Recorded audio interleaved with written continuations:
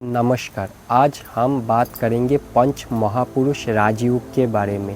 अगर आपके कुंडली में पंच महापुरुष राजयोग है तो ये बहुत ही बड़ा राजयोग है।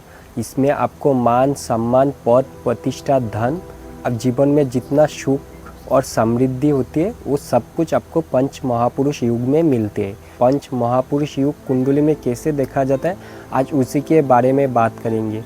और कौन सा ग्रह क्या लाभ देते हैं पंच महापुरुष युग में उसी के बारे में आज चर्चा करेंगे। अगर कुंडली में मंगल रोचक नामक राजयोग का निर्माण कर रहा हो तो उसमें आपको क्या फ़ायदा मिलेगा। अगर बुध भद्र नामक राजयोग का निर्माण कर रहा हो तो उसमें आपको क्या फ़ायदा मिलेगा। गुरु अगर हंस नामक राजयोग का निर्माण कर रहा हो तो उसमें आपको क्या फ़ायदा होगा। अगर शुक्र मालव्य युग का निर्माण कर रहा हो तो उसमें आपको क्या फ़ायदा होगा। और शनिदेव अगर षष्ठ महापुरुष राजयोग का निर्माण कर रहा हो तो उसमें आपको क्या फ़ायदा होगा। आज उसी के बारे में चर्चा करेंगे। पंच महापुरुष युग बहुत ही बड़ा राजयोग है, बहुत ही ज़्यादा सुख समृद्धि धन सब कुछ देने वाला ये राजयोग बनता है। अगर कुंडली में आपको पंच महापुरुष राजयोग है आपके कुंडली में तो आपको एक अकेले राजयोग आपको सब कुछ दे सकते हैं। तो आज जानेंगे पंच महापुरुष राजयोग कुंडली में कैसे देखा जाता है और कौन सा ग्रह क्या लाभ देते हैं उसी के बारे में आज चर्चा करेंगे। सबसे पहले आप देख लीजिए कुंडली आपको बनाया हुआ है। ये पंच महापुरुष योग आपके लग्न चतुर्थ और सप्तम और दशम में काम करते हैं। अगर इस कुंडली में ये पंच महापुरुष योग अगर मंगल बुध गुरु शुक्र शनि से बनते हैं, इसमें सूर्य चंद्रमा और राहु और केतु शामिल नहीं होते हैं क्योंकि राहु और केतु का कोई स्वतंत्र राशि नहीं होती है और सूर्य और चंद्रमा इसमें नहीं आते।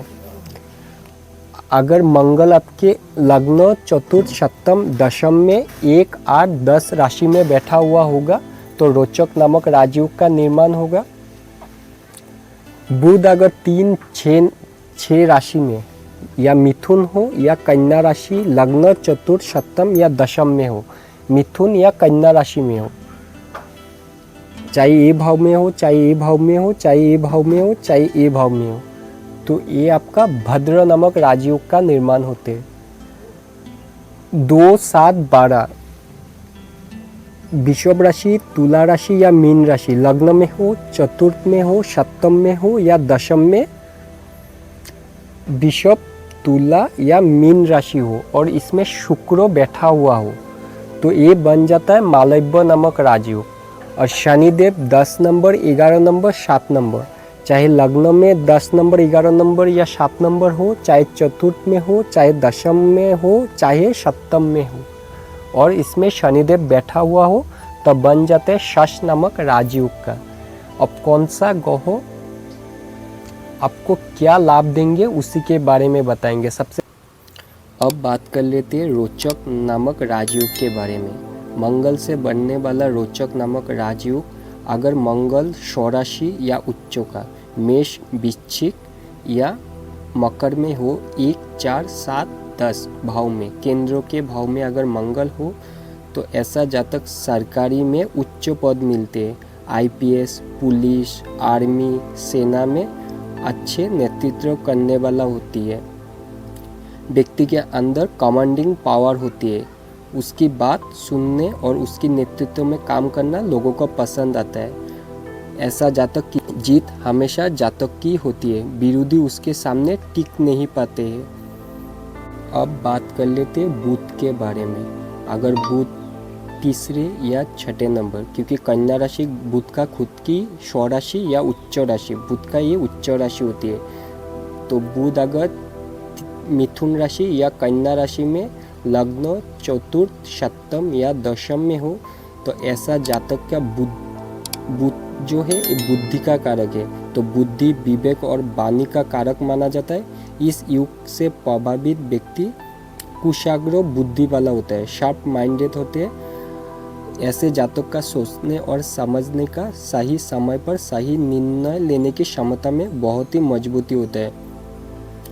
बातचीत करने की शैली बहुत ही प्रभावशाली होते हैं। आप जीवन में दूसरों को आसानी से प्रभावित कर सकते हैं। एस्ट्रोलॉजी में बुध को व्यापार का स्वामी माना गया है। ये भद्र नामक राजयोग वाले व्यक्ति को बिजनेस में आप मार्केट के ट्रेंड्स को जल्दी भाप लेते। शेयर मार्केट हो, ट्रेडिंग हो, कंसल्टेंसी हो और फाइनेंस में काम करते हो तो विशेष लाभ होते हैं। करियर में उच्च पद का प्राप्ति होती है, चाहे आप सीए हो या एडवाइज़र हो, इसमें आपको ज़बरदस्त फ़ायदे मिलते हैं। अब बात कर लेते गुरु के बारे में। अगर गुरु अगर धनु, मीन और कर्क राशि में लग्न, चतुर्थ, सप्तम या दशम में हो तो ये हंस नामक राजयोग का निर्माण होता है। गुरु बुद्धिमत्ता का गौह है। गुरु ज्ञान का कारक है। समाज में बेहद सम्मानित और प्रतिष्ठित व्यक्ति के रूप में देखा जाता है। गुरु बृहस्पति को धन का कारक माना गया है, शिक्षा का कारक माना गया है, विवाह का कारक माना गया है, संतति का कारक ग्रह माना गया है और लाभ का कारक ग्रह माना गया है। तो उसमें भी ज़बरदस्त लाभ मिलते हैं। आपके पास आय और अच्छे स्रोत मिलते हैं इनकम का, पैतृक संपत्ति का भी लाभ मिलते हैं ऐसा हंस राजयोग में। ये योग व्यक्ति को दीर्घायु और अच्छा स्वास्थ्य प्रदान करता है। ऐसे लोगों को वैवाहिक जीवन आमतौर पर सुखमय रहता है और संस्कारी और आज्ञाकारी संतान का सुख प्राप्त होते हैं। अब बात कर लेते हैं शुक्र के बारे में। शुक्र अगर लग्न, चतुर्थ, सप्तम या दशम में वृषभ राशि, तुला राशि या मीन राशि में हो तो ऐसा जातक बहुत ही प्रभावशाली और आकर्षक बनते हैं। अगर प्रथम भाव में मालव्य योग का निर्माण हो रहा है तो ऐसा जातक व्यक्तित्व होते हैं जो वो बेहद ही आकर्षक, सुंदर और सम्मोहक होते हैं। लोग इनकी तरफ खींचे चले आते हैं। ऐसा जातक का जो स्वभाव होता है कालप्रेमी, हंसमुख और ऊंचे दर्जे का शौक रखने वाला होते हैं। समाज में मान सम्मान मिलता है और जातक को आयु भी लंबी होती है। चतुर्थ भाव में अगर आपका मालव्य योग का निर्माण हो रहा है, ये भाव आपका सुख, माता, भूमि, वाहन या शुक्र होने से जातक के पास आलीशान घर, लग्जरी गाड़ी और सभी आधुनिक सुख सुविधाएं होती है। और ऐसा जातक के पास माता के साथ संबंध बहुत ही मधुर होते हैं और माता से लाभ मिलते हैं। घर का वातावरण हमेशा उत्सव जैसा खुशहाल रहता है। अगर सप्तम भाव में मालव्य योग का निर्माण हो रहा है तो ऐसा जीवन साथी जातक का जो जीवन साथी होते हैं वो बेहद ही सुंदर, विवाह के बाद जातक का भाग्य का उदय होते हैं। ऐसा जातक अगर पार्टनरशिप में बिजनेस करे तो उसमें भी मुनाफा होते हैं। अगर दशम भाव में शुक्र का मालव्य योग का निर्माण हो रहा है तो ऐसे जातक film industries, fashion, glamour, media, interior designing, आभूषण या होटल जैसे व्यवसाय में अपार सफलता पाते हैं। अब बात कर लेते हैं शनिदेव के बारे में। अगर शश नामक राजयोग का आपके कुंडली में निर्माण हो रहा हो, अगर कुंडली में शनिदेव मकर, कुंभ या तुला राशि में हो, लग्न, चतुर्थ, सप्तम या दशम में, तब शश नामक राजयोग का निर्माण होते हैं। इस युग में जन्मा जातक बेहद ही साहसी और गंभीर और शांत स्वभाव का होते हैं। ऐसा जातक समय के पाबंद और बहुत ही मेहनती होते हैं। किसी भी मुश्किल परिस्थिति में ये घबराता नहीं है बल्कि धैर्य से काम लेते हैं। समाज में इनकी छवि एक न्यायप्रिय और ईमानदार व्यक्ति के रूप में होते हैं। शनिदेव कुंडली में जज का भी काम करते हैं तो ऐसा जातक ज़्यादातर जज, वकील इस टाइप का काम में ज़्यादा मुनाफा पाते हैं। ऐसा जातक व्यक्ति गंभीर और न्यायप्रिय होते हैं। लेकिन शश महापुरुष युग में जो फ़ायदा मिलते हैं वो थोड़ा धीरे धीरे मिलते हैं क्योंकि शनिदेव होती है थोड़ा विलम्ब कराने वाले। तो शनिदेव एक और होते हैं शनै शनै। तो शनै शनै का अर्थात हो गया धीरे धीरे। शनिदेव फल भी धीरे धीरे देते हैं लेकिन 36 वर्ष की आयु के बाद इनका असली भाग्योदय होते हैं और जीवन में सारे सुख सुविधाओं का भी लाभ मिलते हैं।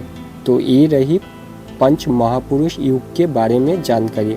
अगर आपको वीडियो पसंद आए तो वीडियो को लाइक करें, शेयर करें, कमेंट में ज़रूर बताएं और हमारे चैनल को सब्सक्राइब कर लीजिए। मिलते हैं अगले वीडियो के लिए, तब तक के लिए नमस्कार।